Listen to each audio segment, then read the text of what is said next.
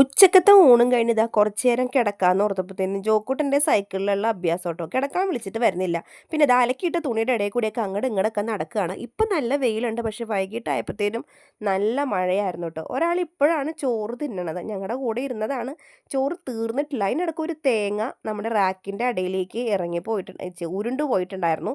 അതൊക്കെ തപ്പിപ്പിടിച്ചെടുത്തു. പൊട്ടിച്ചപ്പോഴത്തേനും എനിക്കതിന് ചീത്തയാണെന്ന് തോന്നി, കാരണം ചിരട്ട വേറെ അതിൻ്റെ ഉള്ളിലെ കാമ്പ് വേറെ ആയിട്ടൊക്കെയാണ് വന്നത്. അപ്പം ഞാൻ എന്താ പള്ളിയിൽ പോകണം നമുക്ക് വൈകുന്നേരം. അപ്പോൾ അതിന് മുന്നേ ചായക്കുള്ള അവല് നനച്ച് വെക്കാൻ വേണ്ടിയിട്ടാണ് തേങ്ങ ചിരണ്ടുന്നത് കേട്ടോ. വയറ് വെച്ച് അമക്കിയിട്ടല്ല, ഞാനൊരു സൈഡ് വെച്ച് തള്ളിയിട്ടാണ് കേട്ടോ. അപ്പോൾ അന്നമ്മോളുടെ അടുത്ത് പണ്ടത്തെ എന്തൊക്കെയോ കഥകൾ പറഞ്ഞ് ചിരിക്കുകയാണ് കേട്ടോ. ജോക്കൂട്ടനും അതേ ശർക്കര ഇങ്ങനെ ചീകിയിടുമ്പോൾ ഇങ്ങനെ അടുത്ത് വന്ന് നിൽക്കും. ഭയങ്കര ഇഷ്ടമാണ് ഇങ്ങനെ മധുരമൊക്കെ പെറുക്കി തിന്നാനായിട്ട്. അപ്പോൾ അവിടെ അവലൊക്കെ നനച്ച് തേച്ച് കൂട്ടി വെച്ചിട്ടുണ്ട്. വൈകിട്ട് വരുമ്പോൾ ചായക്ക് കൈയോടെ കൊടുക്കാമല്ലോ. അപ്പോഴേക്കും എന്താ മഴ പെയ്യാൻ തുടങ്ങി. കുറേ നേരം ഞങ്ങൾ മഴ തോരാൻ വേണ്ടി വെയിറ്റ് ചെയ്തു കേട്ടോ. നല്ല പെരും മഴയായിരുന്നു. പക്ഷെ കറക്റ്റ് ആ ഒരു 5:15 ആയപ്പോഴത്തേനും